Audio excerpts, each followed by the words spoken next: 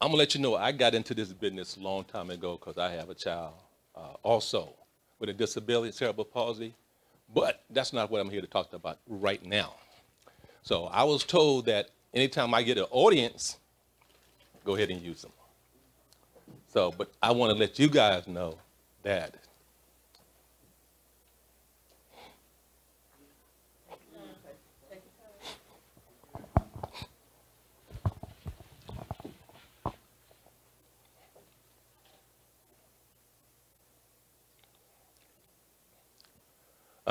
several years ago,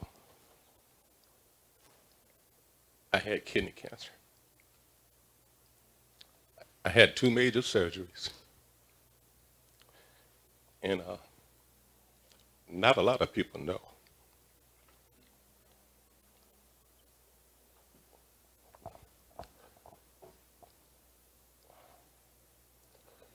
I had, like I said, 2 major surgeries, and I had one one kidney tumor that was on my my kidneys, and I had it removed. I had it removed because I didn't think I was going to make it. Once I had the tumor removed, the kidney removed, I had no chemo, no radiation, none of that. So I was good for about 7 years. Then pandemic hit. So when the pandemic hit, I couldn't get to my doctors. All my levels went down. And then in January,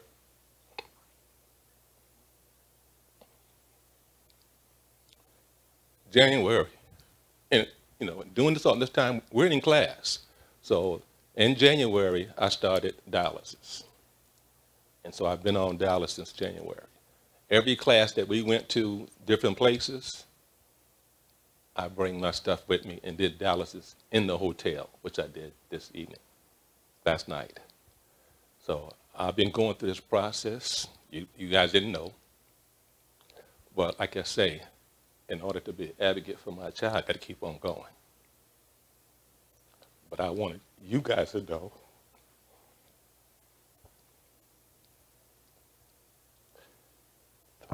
excuse me.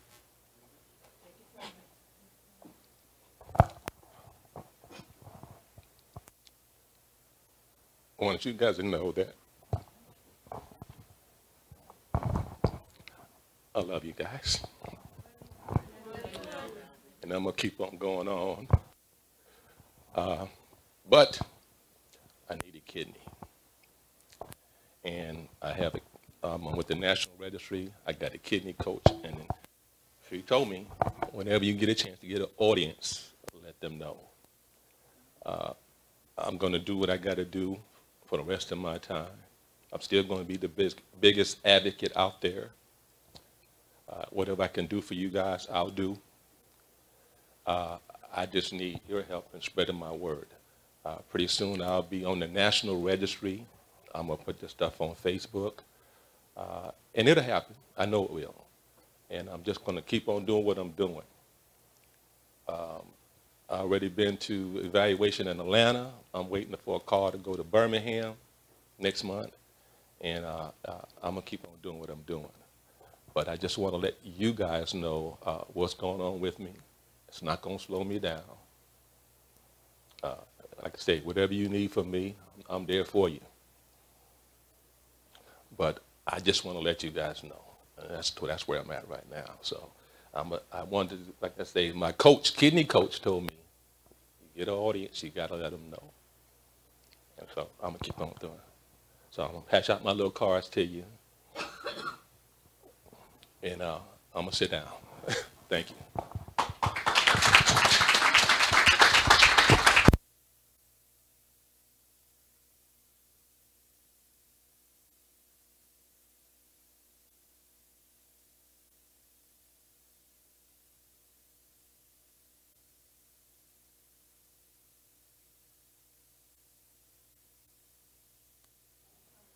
Yep. Okay, so we're going to transition into your pitches. And We don't have a specific order. But here you can see, I believe I have everybody's. If you do not see your name up there, please raise your hand, and I'd like you to come up to the podium and give me your PowerPoint in a presentation. Can't read it. Okay. So I have Melvin Watts, Veronica McGee, Gina Tombrello, Rena Smith, Melissa Hall, Ashley Mullen, Tamika Mitchell, Jenny McInerney, Debbie McCauley, Betty Landry, Janice Filer, Lisa Dickey, Jenny and Eric Brown, Allie McNeil, Sonia, and Kim, Kim and Colby Spangler. Who did I not say? Okay, so everybody's here then. We've got everybody's presentation. I guess we'll go top down if you guys are ready. Does anybody want to go first? I want to go first. Right there. While she gets ready, y'all, I just want to say I appreciate everybody. I'm excited about the things y'all are going to do. And I've got to leave early today. I'm sorry. Y'all know I'm a single mom, and my daughter has her first gymnastics little end-of-year thing. So I have to be there. So otherwise, we would do something a little different. But please reach out. I expect to work with you guys from here on out. And if you need anything, let us know. And I will review these since they're recorded later on, the ones that I missed. So I'm excited to hear more about what everybody's doing and see where it goes. I'm excited. So thank y'all. But I just didn't want to jet out without everybody knowing and telling y'all I'm proud of you. All right, I'm gonna follow the lead of Holly. So yeah, I heard my story on yesterday, so I know that this is gonna be another good session with you all. So I too, along with Holly, will kind of do some reviewing and get with Linda. So we're excited. Love you guys. Melvin got a little touchy, but we talked before, and that was a little touchy. I was at church, I think last weekend, and of course, it was the Mother's Day weekend, and they had me on the program for prayer. And before I finished praying, tears were flying down my eyes because I was thinking about my mom. So we know, they say men don't cry, but men do cry. I'm a witness of that. So we're gonna, see you guys, and love you guys. Anything that we can do to help, support, and move forward, we on board.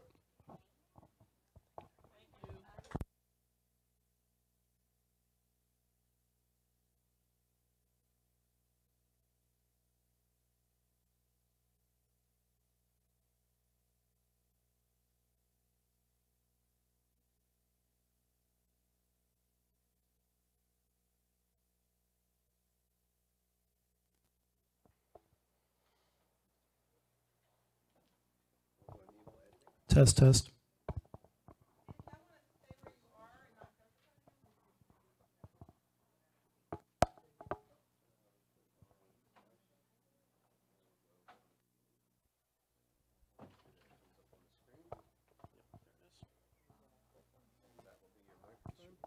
Thank you.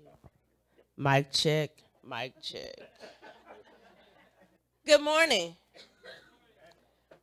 Hi, my name is Tamika Mitchell. I have a son. My son, I got 3 kids. So I have a son named Deramus Mitchell III, and he's 9 years old, and he has severe autism. I have a 7-year-old daughter, Tatiana, and I have a 5-year-old son, Devin Lee Mitchell, and a husband. So I did a flyer. The reason I did a flyer,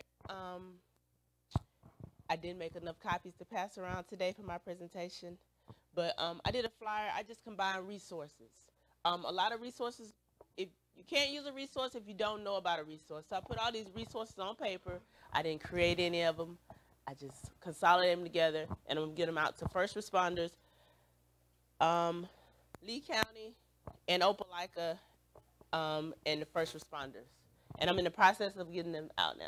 My flyers say, if you stay ready, you don't have to get ready. Everything on my flyer is things you do prior to an emergency. So I went to, I called different agencies to see what they have. One of the things they have is a yellow dot. You put the yellow dot information on your card. They have that all over Alabama.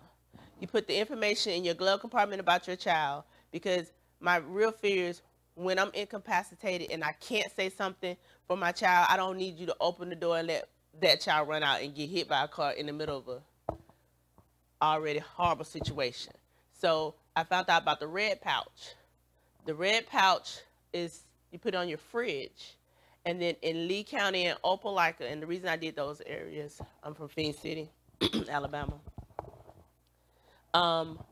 You put, so when the ambulance comes to your house, I have a sticker on my door now, and to let the first responder know. I went into their database in Lee County, Opelika database. I typed in all the information about my son and my family. So when the police pull me over or come to my house for an emergency, they already know who lives in my house and my son's diagnosis.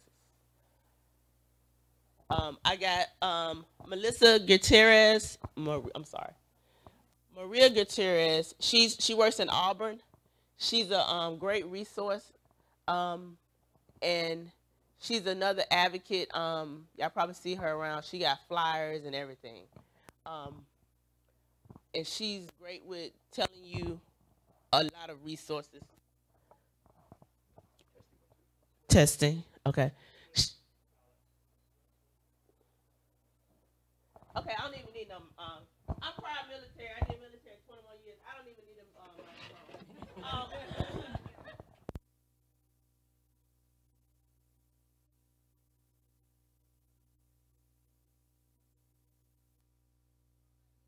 to everybody and my callbacks to make sure they receive my emails by May the 16th. Work to do: send out emails and get responders to everybody. Understand me? Got my email and understand why I'm sending emails out. The thing, my only real concern was when you send out emails, because of spyware and everybody don't open your emails. So I was trying to get it to the school board so that they can send it out, and because you're liable to open an email from your boss than you are from atamika.com at Hotmail. So that's my only challenges. And during the time that I'm trying to get it out, everybody knows the IEP time, so it's already time for people to be winding down. So nobody's checking their emails because, hey, I'm trying to get these kids out of here. So that's my only challenge that I run into. And I also called the police department, and I'm waiting to get a call back from Lee County Police Department and Opelika Police Department. I like Opelika. They got a wonderful database with the hand already on there for special needs. So some places when you go to register your child, they're already tracking. They already know what to do. You just type in your information. Take you about 5 minutes. But you do need to have your car registration and your tag number. You need those information by you when you sign up. The car that I put, the car that I drive the most with my kids in it. All right. And my goal is to get it out to everybody. Any questions, comments, and concerns? All right, thank y'all. I got a question about how long you keep it up with how many people you send it to or about? It's a data question, y'all. It'll be for everybody. Okay. It's not spirit. What I did was I wrote it out of who I wanted, because I know I needed the Lee County first responders and the firefighters to send out to them. And also, while we were doing this, I went to a resource fair in Columbus, because the wonderful thing about me is I play on both sides of the fence. So I hop over to Georgia when they have something, because it's right down the street. So Muskogee County also has where they take pictures of your child and give you a card. So I'm writing it down who I should respond to. Old-fashioned way, so I can make sure I get it out and get it back. But I could find out how to do the open email thing, because I'm not that tech savvy. When I retired, I hated emails before I retired, because I go talk to people and say, "Oh, did you check on your email?" No, because it was face-to-face talker, and I hate checking emails, and that didn't never work for me. So I hate doing that. So I will get tech savvy again to find so I can get the when they click open, I'll at least know that they. But I don't know how to do it yet. But I was going paper pen. A red receipt. I'll do a red receipt and a paper pen, and then I take a picture and send it to them after I'm complete. The reason I asked that, y'all, is to just get that out there. If you're doing this work, and we learned last night how long it takes sometimes, there are certain areas. First of all, for federal funding, you have to count everything. Don't be like the count on Sesame Street. Second of all, if you're justifying to somebody, a new listener or a new audience, you can say this many. This many people are affected by this, or this many, whatever, and it makes your argument better. I mean, James is a debater. You give those kind of not tangible, just the concrete facts. So whenever you're just count everything. So 3, 4, 5 years from now, you just say, I've taught this 80,000 people in Alabama, and 750 or 7,500 say we need this. So that way, it builds your argument for later. So that's why it wasn't a trick question for you, but it is something that we have to do, and it's good practice for y'all to start that now in case you decide to go further or more steps. So, thank you. Good job. Thank you. That shows up in quarter reports. Not fun. Yes, not fun at all. Okay, come on. Oh, she's going I'm going to get out of the way. And then if you'll pull up the PowerPoint presentation. Hold on, Raina. Hold on.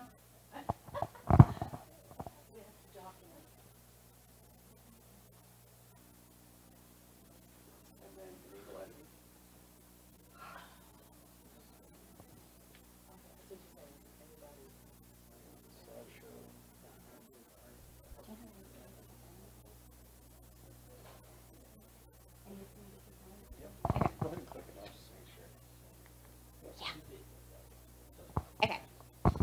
All right. Obviously, you can hear me. So I wanted to follow Tamika for a reason. All of this kind of goes together. So first slide, I'm Rena Smith. Like Tamika, I have a young son that has autism. He's 10.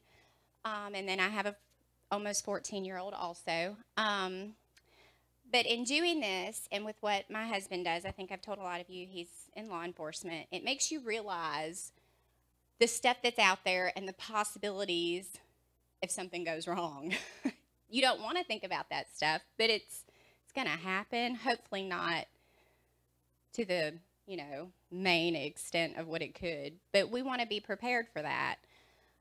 And it's not just kids. There's plenty of people that need this with disabilities that could benefit. So what I plan on doing is establishing a voluntary program that allows first responders to best serve and protect our special needs community.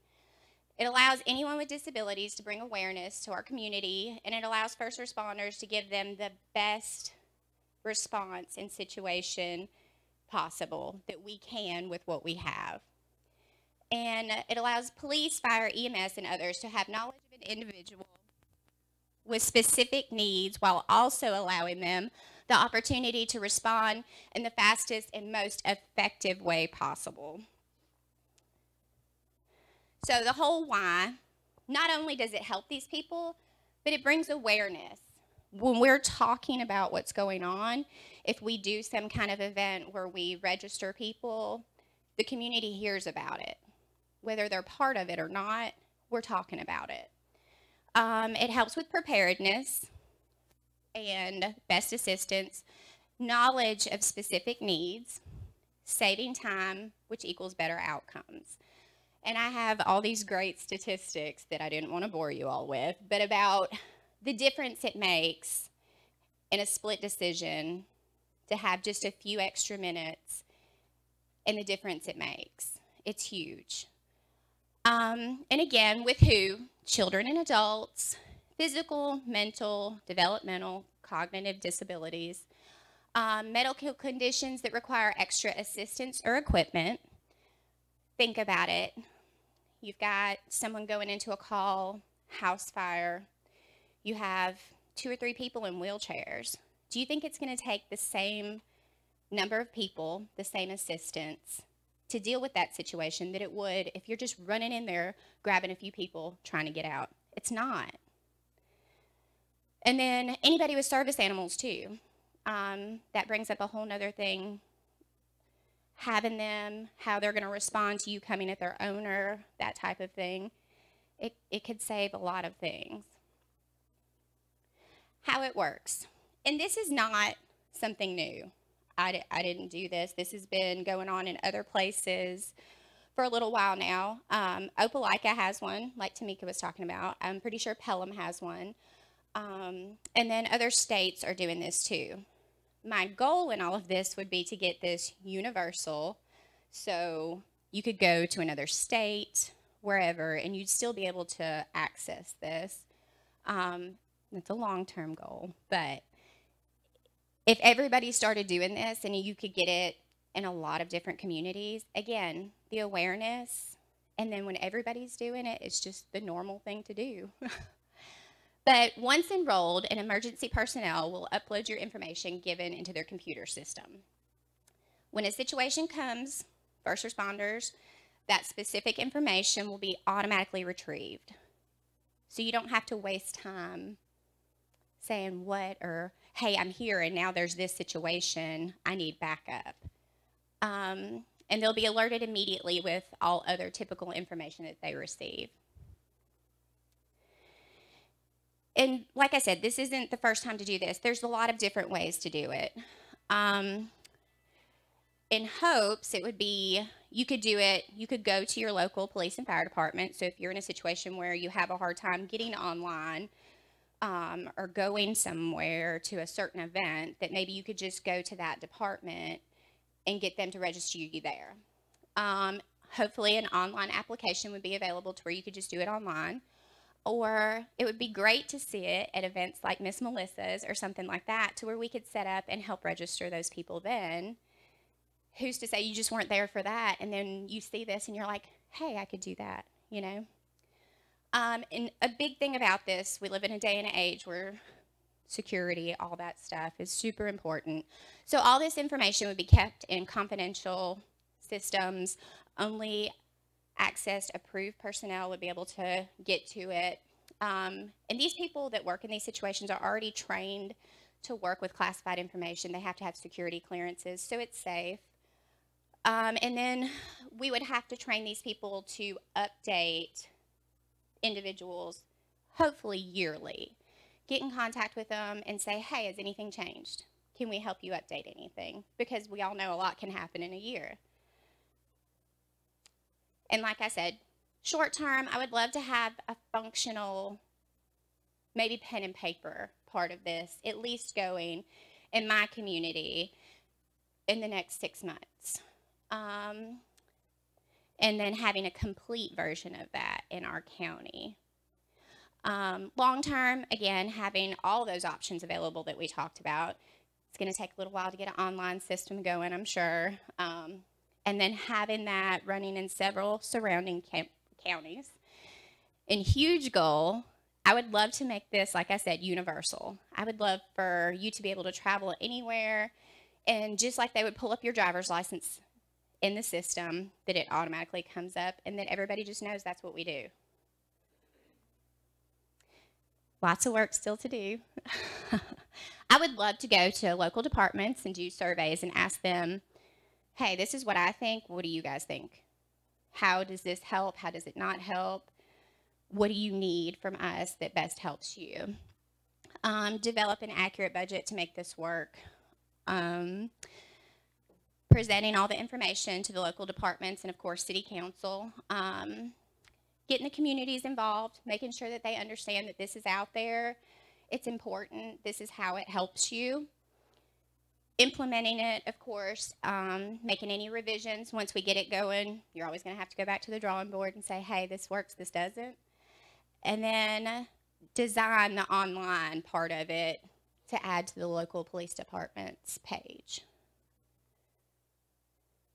And like I said, lessons learned, it just blows me away the difference it makes. Like I said, when I started looking at statistics, and I wish I could remember them off the top of my head because I really thought I was going to. That's what I get for thinking.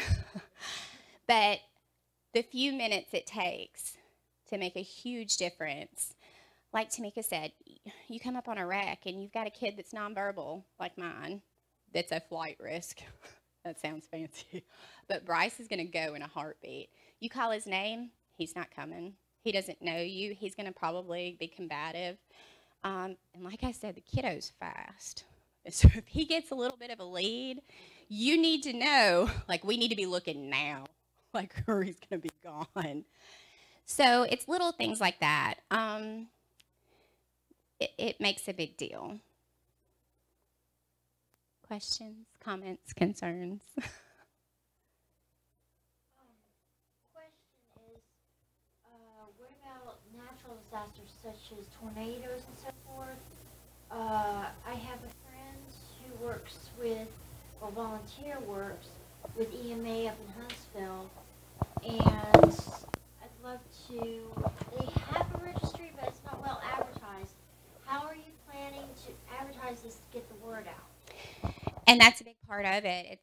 We got to go in lots of different routes, lots of different avenues on that, because let's face it, all kinds of generations, we all get our information different ways. My father-in-law still wants a newspaper like every day. I can't remember the last time I used a newspaper unless it was for my little baby chicks in the garage. Like, you know, some people do online. A lot of people don't even want to look at any news or something these days. Really having us out in the community saying, hey, you know me, you know my situation. This is what I think could help. How can I help you? It's probably going to be the biggest, but we do need to get it everywhere. If I can get it on the radio, if I can get it, I'll take anything I can get. Any way we can get it out there. But we have to do multiple. That's the only way it'll work. Thinking one way is the best isn't going to work. And they have tons of stuff for registries for those situations, especially after COVID stuff. They've tons of CDC guidelines for how they want to do it for national kind of situations. Yeah. And I'm excited that Jenny's coming behind me because hers kind of ties into all this too. So we might make a power team, all three of us. We're going to see. Thank you, Rena. You're welcome.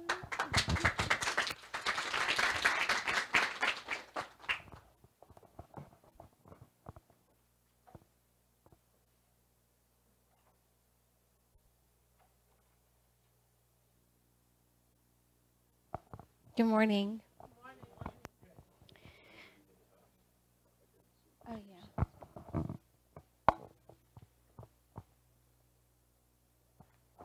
I'm Jenny McInerney, and all of you know me by now. So for those of you who don't, online or watching the videos, I'm a special needs estate planner, and every day I meet families who have loved ones who have special needs. And like all of you, we have family members with special needs. And those individuals go out into the community and function in their daily lives, and we worry about them interacting with local law enforcement. And what I realized is that individuals with invisible disabilities are 7 times more likely to have interactions with the police.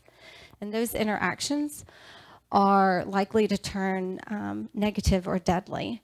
And my project seeks to have an invisible disability tag placed on a license plate to kind of alert law enforcement, not just the police, but all law enforcement agencies, that the driver of the vehicle has an invisible disability, not a physical impairment with, you know, otherwise a disability tag on their license plate, but an invisible disability, which would impair their responses to the police.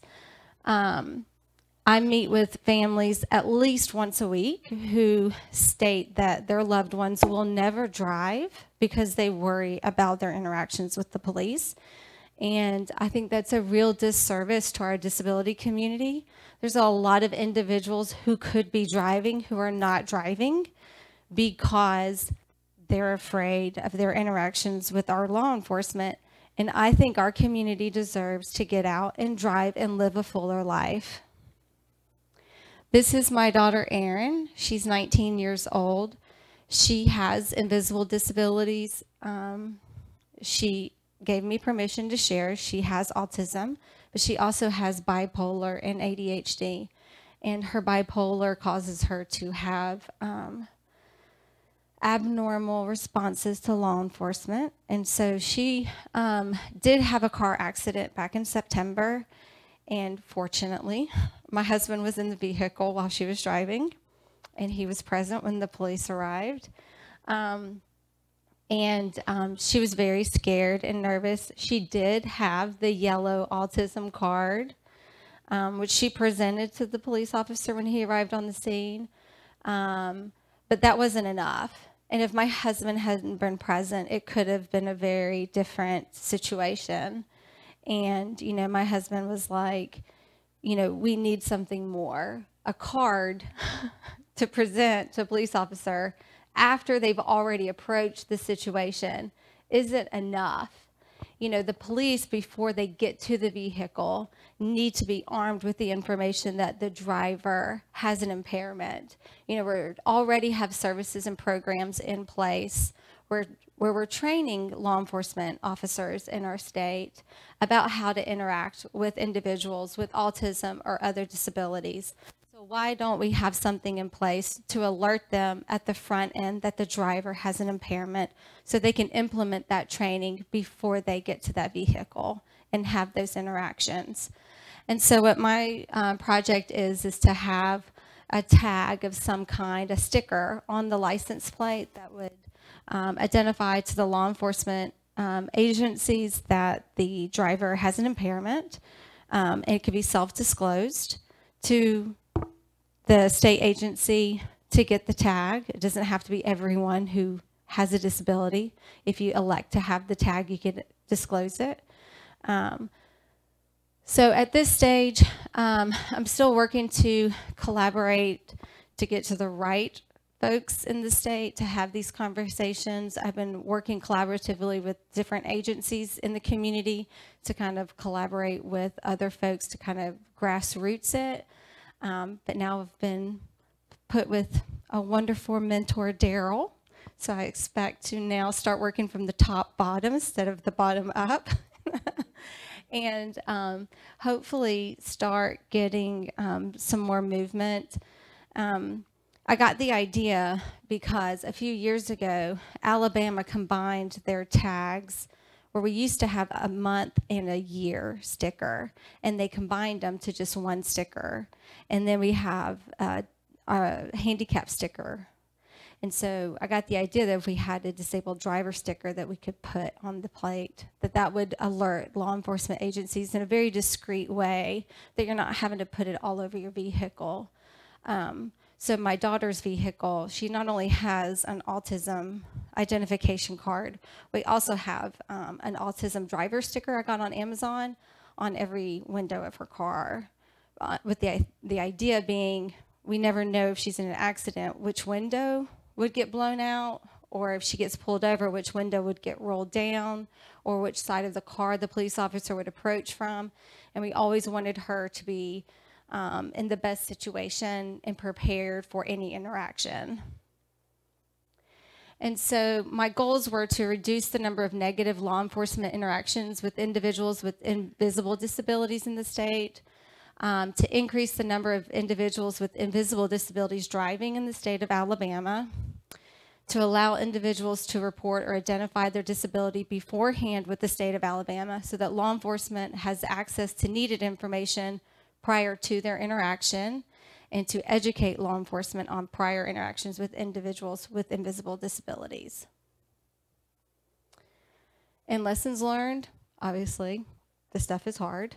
It's hard to make movement. It's hard to kind of get people moving in the right direction and to kind of get something like this going. So hopefully, now that I have a mentor, and now that you guys all know what I'm doing, maybe we can all join forces and get something like this passed. All of you guys have loved ones who have disabilities, so I think all of you have a stake in a project like this in the state, or you know somebody maybe who isn't driving, who could be driving if there was something like this in place. And then you guys have my email and my phone number, and I'm open to questions. Jenny? Yes. In terms of passengers, Mm-hmm. is there a differentiation sticker that you are proposing for those that are passengers versus those that are drivers? So there are programs in place with the yellow dot program for passengers.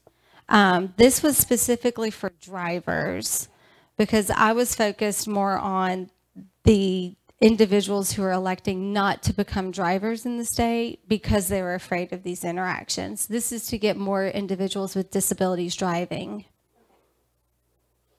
Yes, ma'am. So I have a son who is has autism and ADHD, Mm-hmm. and he is 26 now. Mm-hmm. And when he was 22, Mm-hmm. he met a girl on Facebook that lived in a neighboring county, and she invited him to come visit. Well, he didn't have any gas, so he told her he didn't have any gas. Well, mind you, he's 22, but mentally he was like 50. So he goes to Gordo, Alabama, and goes where he's supposed to meet this girl, and she doesn't show up, and he doesn't have a gas. So all he knows to do is ask for money. Mm-hmm. And so he goes into the gas station and just, because he didn't want to call us, Mm-hmm. because that was not being told because all the way in Gordo. Starts asking people for money.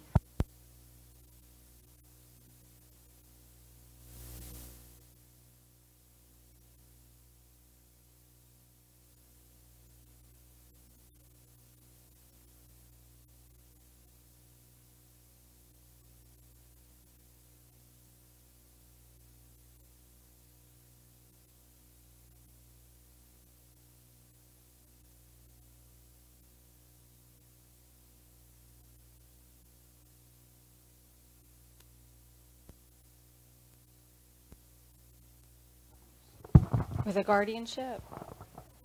He didn't have So, but a able account would be wonderful for a situation like that. Because you could have given him an able card to allow him to use it for something like gas and still been an authorized legal representative. If you guys don't have able accounts, I will help you guys set those up today. Huge fan of able accounts because you don't have to do guardianship to retain control. You can still be an authorized legal representative and you can still see those funds and you can be the legal representative on those accounts. But then they still have the authority and that freedom and independence to use the funds in that account.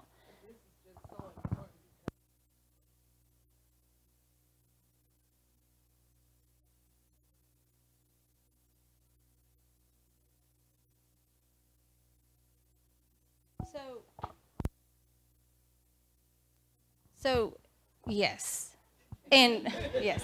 And I understand that there's always going to be challenges with our children who may have some capacity concerns. And we always have to be very protective and cautious with those capacity concerns. But even children who are learning to drive are going to be susceptible to those same types of pressures as well. 16-year-olds, 80-year-olds meet individuals online and they have those same concerns. I mean, we see those same stories come in with older adults as well. I mean, your concerns and your story about your son are not exclusive to somebody who has autism. That's kind of across the board. It could be a neurotypical 16-year-old, to be honest with you. And so, you know, I encourage you in those kinds of situations to think about resources that are available to our community. And one wonderful resource available to our community without taking away their legal rights is an ABLE account. An ABLE account is a wonderful tool. I really encourage you guys, if you haven't done that, I'll sit down with all of you today before you leave. Set one of those up for your loved one. I've talked to you guys about them before, but it's a wonderful tool, wonderful tax benefits, and I'm a huge fan. I mean, I tell everybody I meet, all three of my children, all three of them have an ABLE account. If your child can qualify for an ABLE account, they should have one, and they should have one today before you walk out the door. It takes 5 minutes to set one up. And that's the end of my presentation.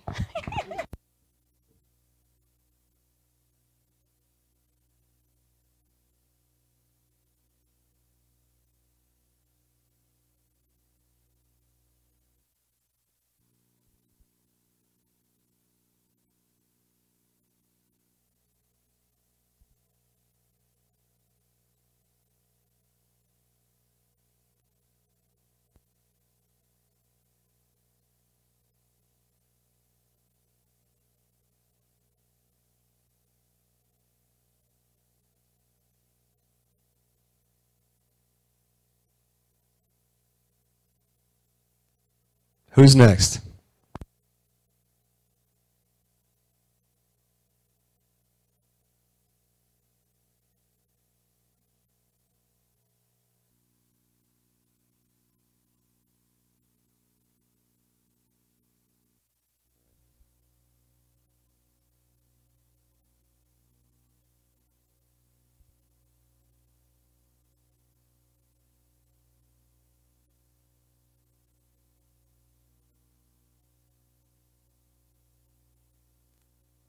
Typically about this far away. This one to go forward. Yes, ma'am. All right. Hey, y'all. So, y'all know who I am. And I did my presentation on resources for rural counties. And I have started with Hale County.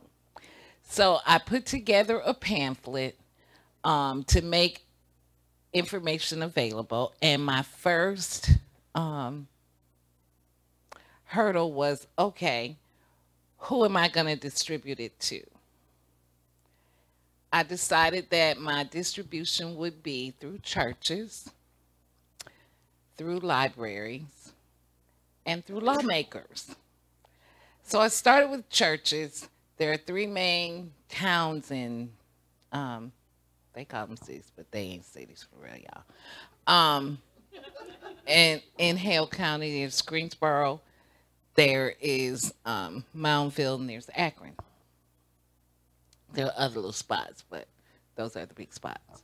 And they ain't big for real, y'all.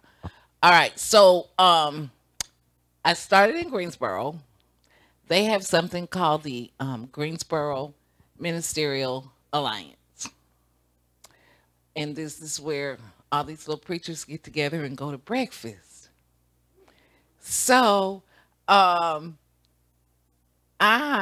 said, John, can you invite me to breakfast? And he invited me to breakfast, and I took my little pamphlet, and I'll just pass this one around, and asked them to post it in their church. So they post this one in their church, and on the back of it, there's a link. So if they want to get more, they can just print more. Because I didn't know, then you get into how many should I print and how many should I distribute. No, if I make one and give them access, then they can do a lot with it. So that's how I started with the churches. Libraries were no problem. Sure, you can bring it in and post it because all libraries have a little post area. And then, believe it or not, my most difficult part was the sheriffs and the police. And so I told them, even if you don't have a place to post it, it can be a resource for your people when they're out there, because like it or not, they don't have this information. And even if they just want to tell somebody, they can say, here's a advocacy list for that, and there's a number. So that is the basis of my project. My purpose was to educate, to create a readily available resources. So my initial audience is Hale County, churches, libraries, and law enforcement. But currently, I am actually working on a PhD in rural education. So I have taken this program on, and I'm going to try to do all of the black belt counties. So I intend to be done with Hale County by the end of the month. And then my next one will be Green. After Green will be Perry. After Perry will be Wilcox. And those are the ones I intend to do for this year. But, there are a lot of black belt counties. And my goal is to, at some point, get to them all.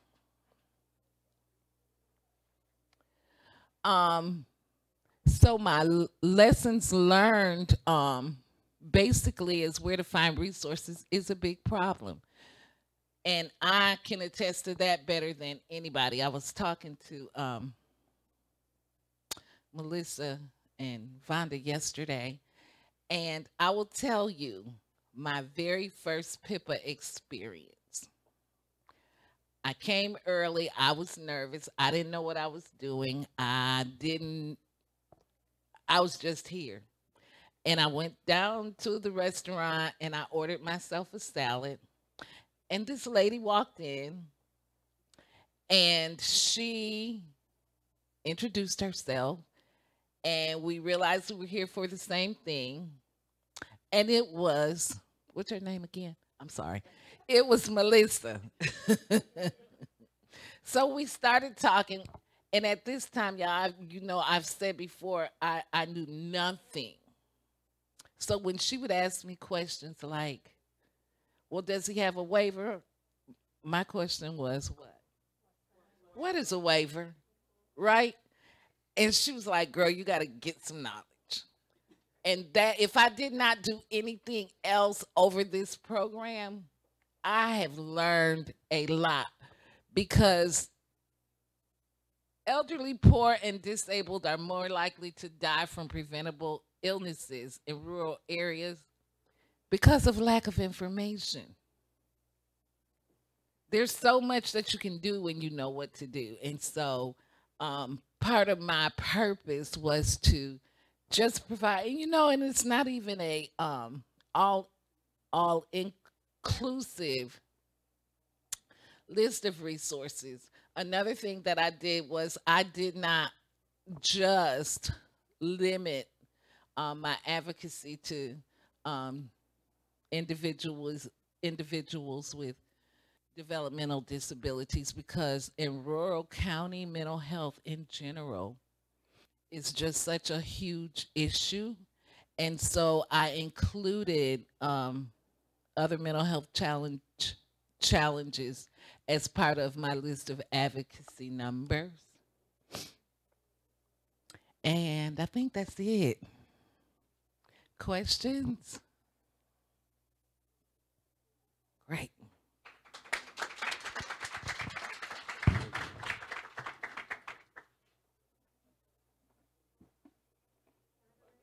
Sure.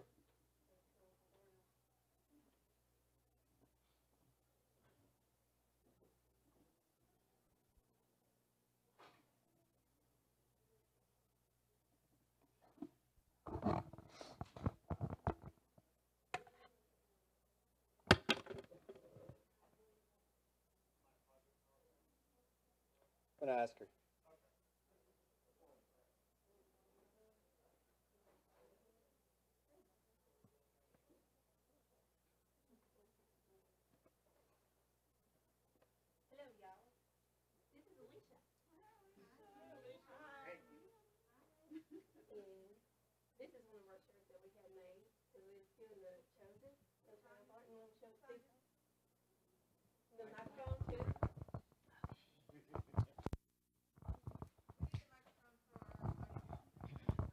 Okay. Well, this is Alicia. You want to say hello? Hi. And she's chosen. And she's getting used to different, y'all. So she would just want to come in and say hi. So she's going to go in the back now.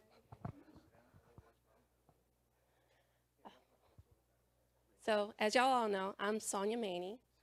Yes, ma'am. Okay. Okay. Thank you. And I did my project on connecting autism with the Autism Society. And let's see. So, not only am I a parent, but I also have autism. And that has come with so many challenges and such, but especially in self-advocacy.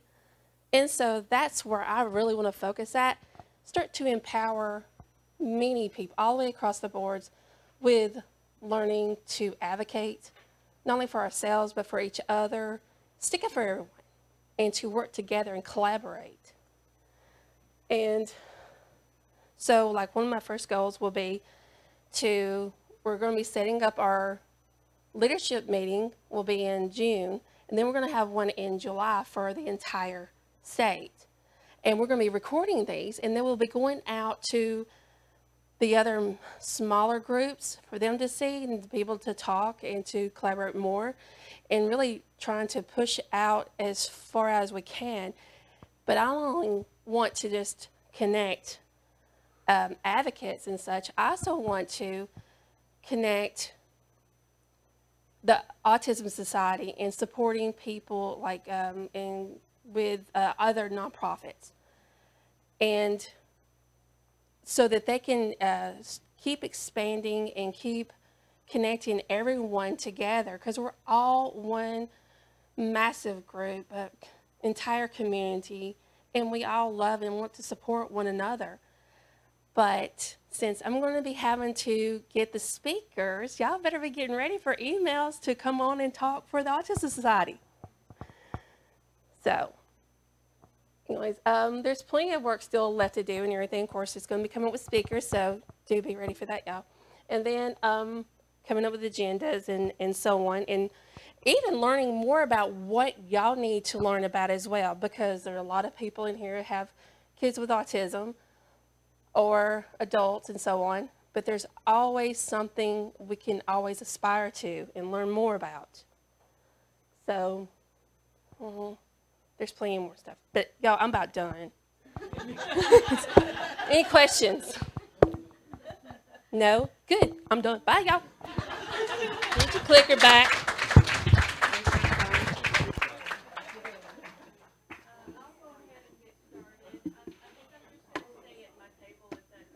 Yeah. I do. I will walk it over to you. That would be great. So while they're setting up this slide, I'm just going to go ahead and get started with a little bit of a speech here. If I could get the Now, just to technology here to work. no. Your presentation will be on public transportation. Is that correct? Yes.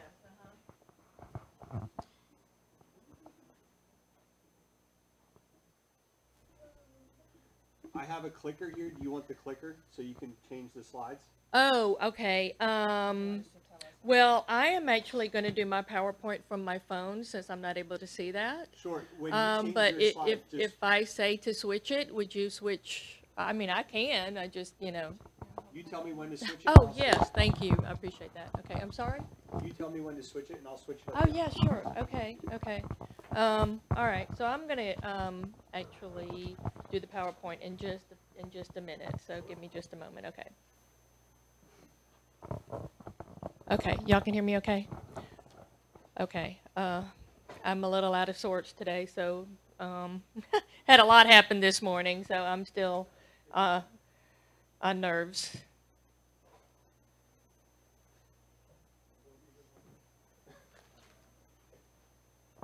So hi everyone. Hi. It's good to be a part of PIPA. My name's Gina Tombrello, and I currently reside in Birmingham. And for nearly 18 years, I've been riding Birmingham's public transit due to my visual impairment disability. I would like to try to talk a bit about my plans to get Birmingham's or transit one of the best public transit in our nation, but here's the problem. As it stands in our state constitution currently, our public transit is not state funded. therefore making our transit system to run somewhat inadequate. And my project is to advocate for better transit and to amend our state constitution to allow that to happen. And this is how. So Alabama should expand its public transit option with the general fund appropriation for the Public Transportation Trust Fund. So even a modest state investment in public transit could have a big impact. With the state allocation of just $10 million, for example, Alabama could receive up to $40 million in federal grants in return. Public transportation funding would be an investment in our state's economy and quality of life. Alabama could create public transit options in rural and suburban areas where they don't exist now. Existing bus services could run later and more often. So all of these investments would support thousands of stable, good-paying jobs as well. It's time to jumpstart public transportation in Alabama, but the lack of public transit is hurting people, communities, and the broader economy. Alabama's seniors, people with disabilities, and people with low income rely on public transit to go to work, get to the doctor, and run essential errands. Alabama and its legislature could fix this transit problem by approving a long overdue amendment to the Alabama Constitution, which would repeal Amendments 93 and Amendments 354 that were put into place to prevent state funding from being used for our public transit. If our state overturns these amendments, then we can use federal dollars to match up to 4 times the state funding to create an adequate public transit system in Alabama. So now I want to go on to the PowerPoint.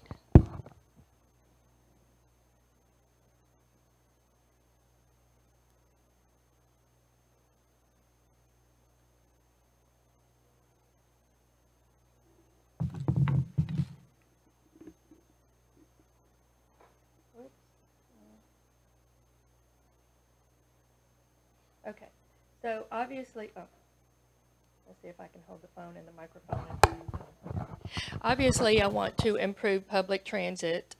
Okay, and so by doing this, I am making awareness. We're on the, so, excuse me? I'll hold the mic. Oh, okay, thank you, I appreciate that, okay. So, by doing this, I am making awareness to the problem of our transportation issues by contacting all members of our legislature, okay, and using petitions, by the way. If you guys don't mind, while I'm working on this, if you would sign this petition and put the and put your county where the zip code is. This is part of my project. Okay, and also by joining other transit organizations, okay, and getting the public involved. All right, next slide. Okay, as it stands today in our state constitution, which I have currently mentioned, is that our public transit is not state funded, therefore making our transit system to run somewhat inadequate. Okay, Amendments 93 and Amendments 354 were put into place in 1952 to prevent state funding from being used for public transit. Alabama and its legislatures can fix this transit problem by approving the long overdue amendment to the Alabama Constitution. Okay, next slide.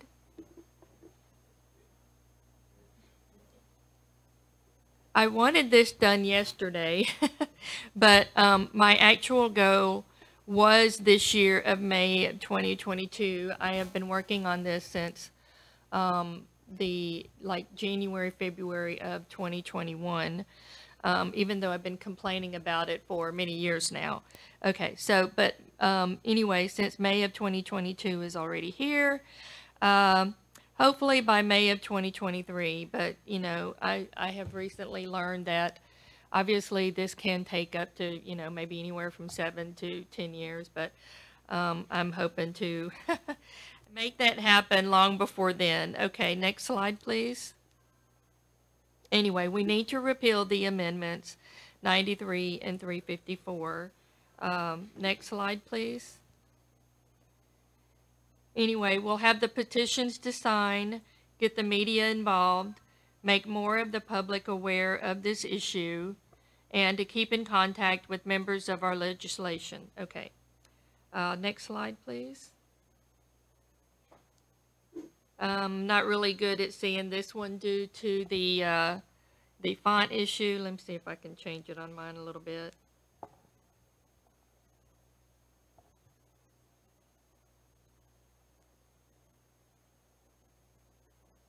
No, it's not going to work. Sorry. It works better on my computer than on my phone. So, yeah, would you mind? So the first bullet point says what the process is of amending a state constitution. Oh, I'm sorry. The first bullet says what the process is of amending a state constitution. Next is how to get more involved, how difficult and time-consuming this process can be, how much knowledge I have gained by taking this project head-on, how much fun it has been. It was fun. Yeah, that's it. I guess that's it, right? How many great people I have met. No, I was just looking at the fun part. What part of that is fun? Questions? I have a question.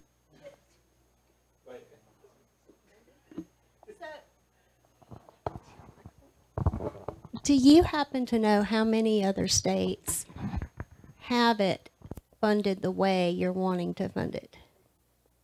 Well, I know as it stands right now that we're one of 4 that is not state funded, but since I have lived in Houston, Texas, for several years, they are state funded, and I know how well they run.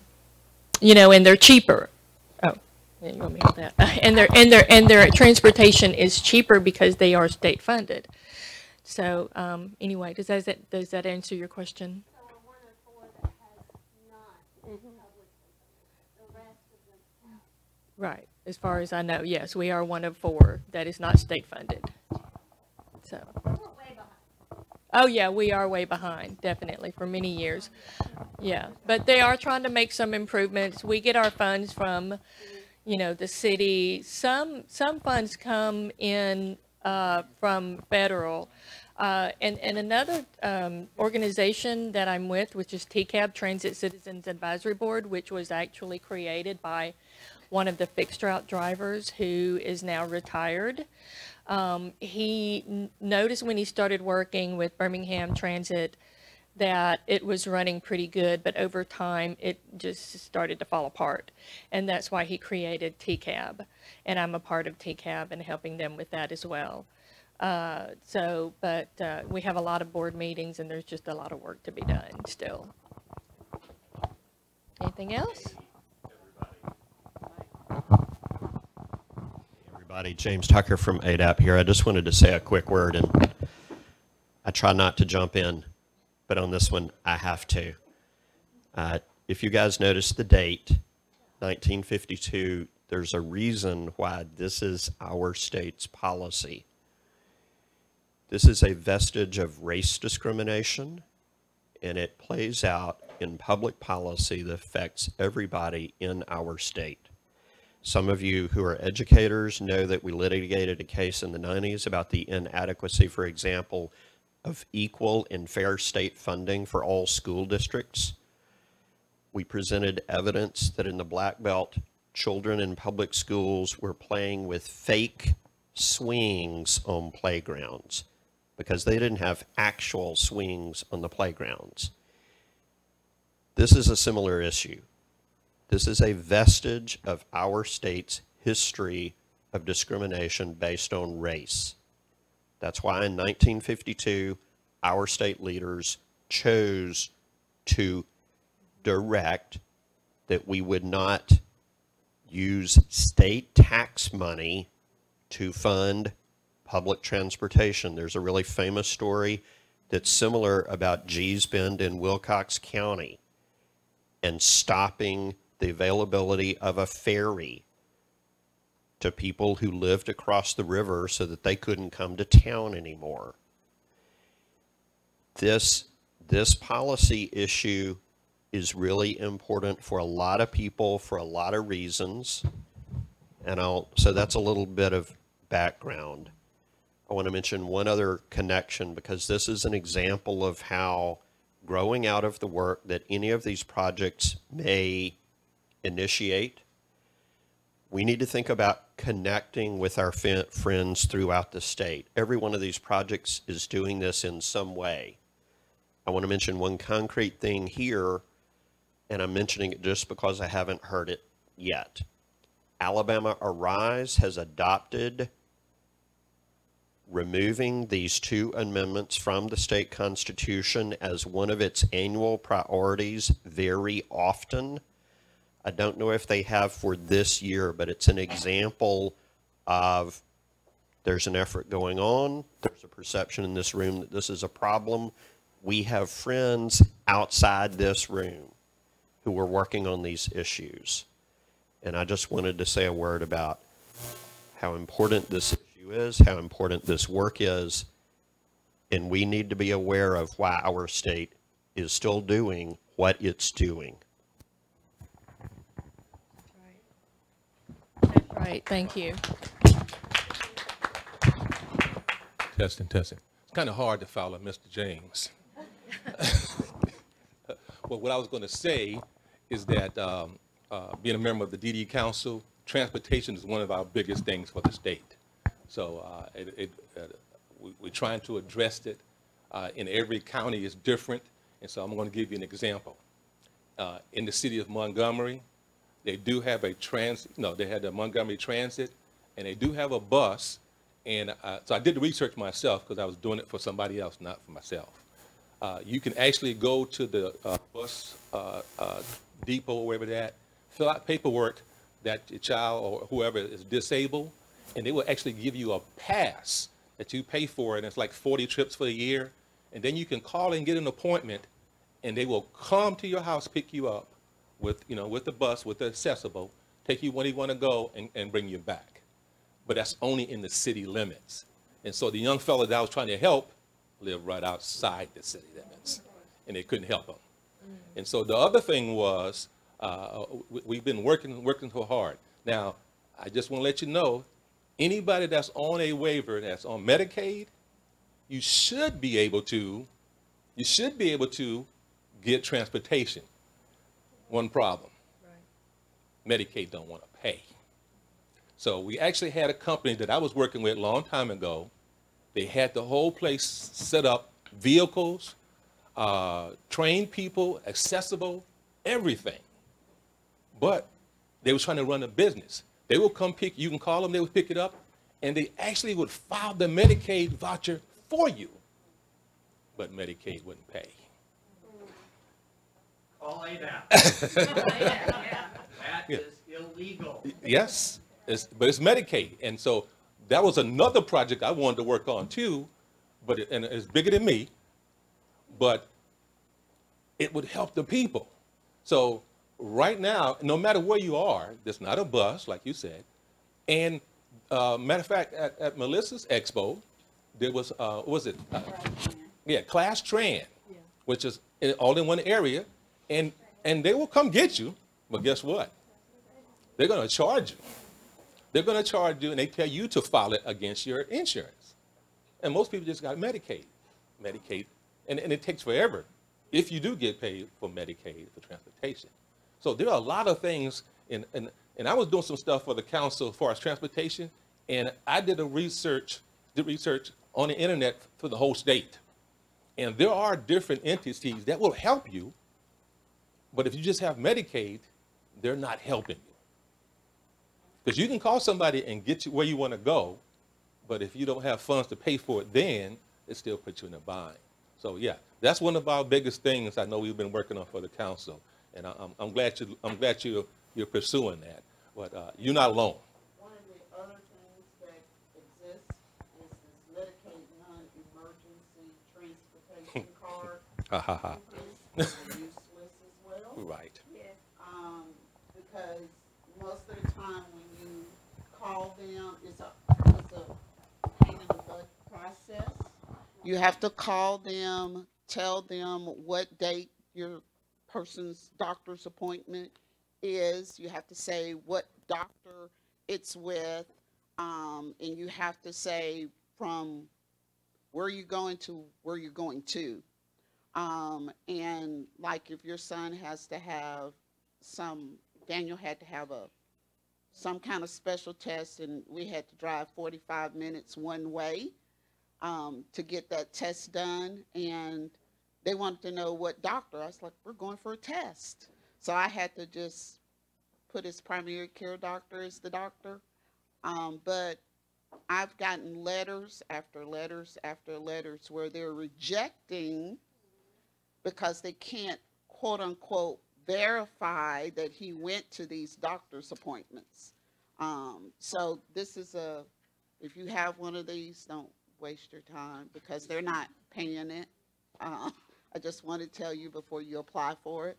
But it's supposed to, you're supposed to have this card, and you're supposed to get paid mileage so you can reimburse people that might be taking your individual to doctor's appointments. But I've only gotten one payment for $6.08 in 3 years.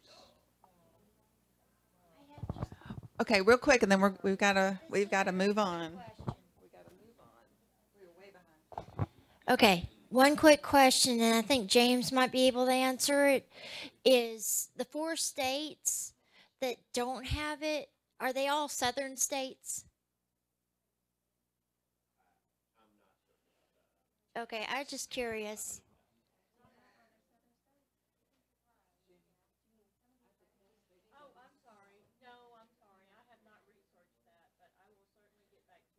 Okay.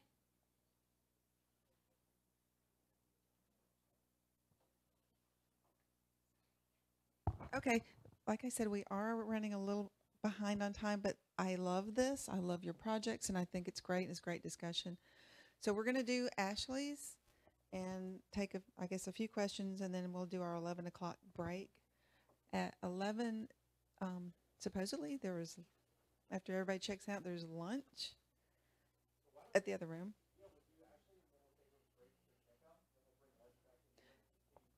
Yes, we'll grab lunch, come back in here, and keep presenting around. Does that sound good? Anyone who wants to set up an ABLE account, I'll work through lunch doing that because some of you have texted me. Thank you, Jenny. Yes. Okay, so.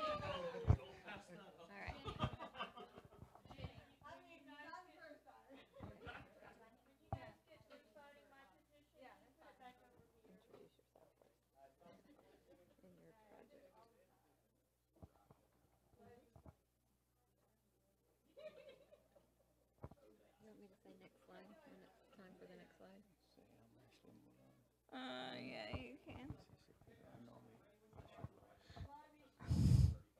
My name is Ashley Milan.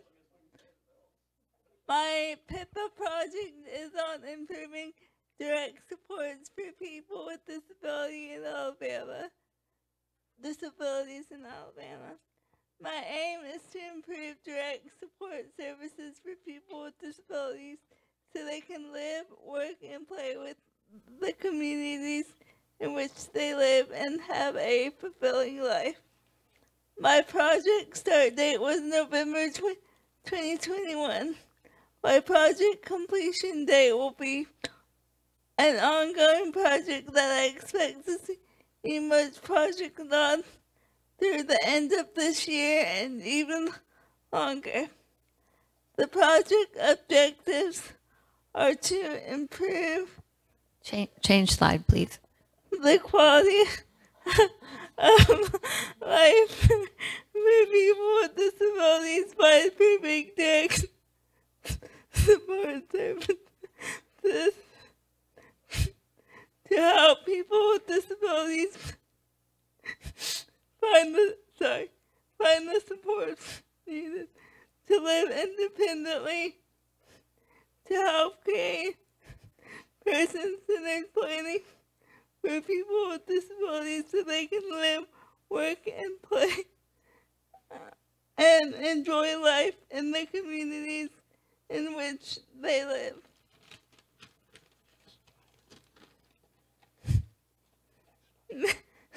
Next slide. I'll know when we reach success in Alabama when we see an increase in state waivers services. We are able to survey families using the services to see how successful the progress has been, how they've helped, and waiver program can be improved and when we continue to improve plan of care and follow up with the clients using the waiver services. Next slide. I begin this process by joining NCAP Soft Direction and Learning Collaboration Chapter. NCAPS is the National Center on Advancing Person-Centered Practices and Systems. It is an initiative from the Administration for Community Living and the Centers for Medicaid and Medicare and Medicaid services that help states, tribes, and territories implement person-centered thinking, planning, and practice in line with the Department of Health and Human Service policy. I began this in April of this year and attended the first Zoom session with 23 states total represented. There are 2 implementation specialists in our group from Alabama, James Tucker and Daryl Powell. Daryl Powell and several lived experience advisors, including my mom, myself, Eric Peebles, Susan Alice, and Veronica McGee. And we will all collaborate together to expand and improve self-direction through person-centered thinking, planning, and practices.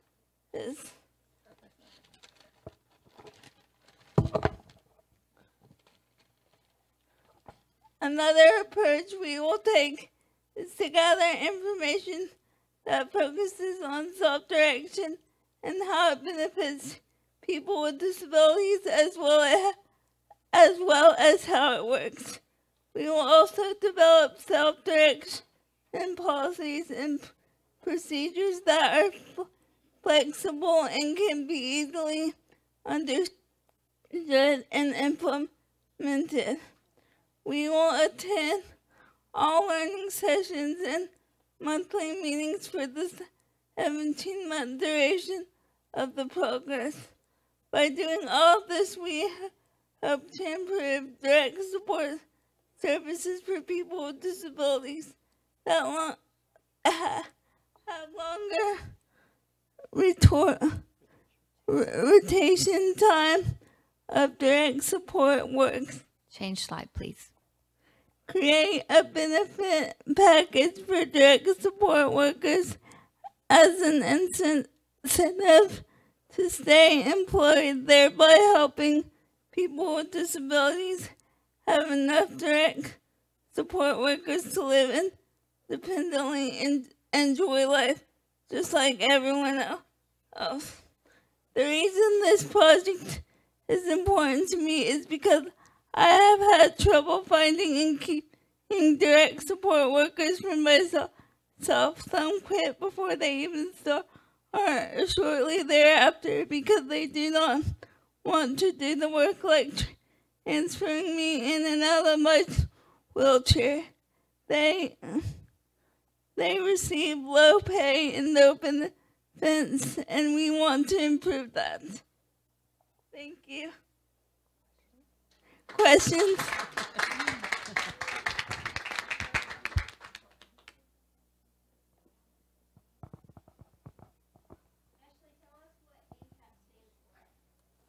Here it is. I just started it, so I'm kind of learning about it, but it's the National Center on Advancing Person-Centered Practices and Systems. And if y'all want to know more, James Tucker's in our group, so he can talk to her.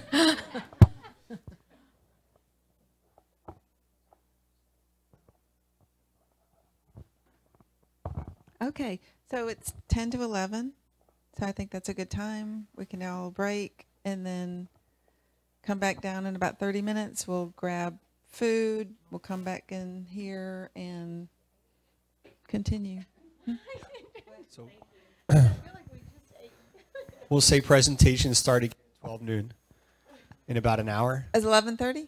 Or you want presentations to start at Isn't 11? that? I think that was what the agenda. Sure. Whatever Was you guys to want. come back at 11:30. So 11:30 and then come back in here and we'll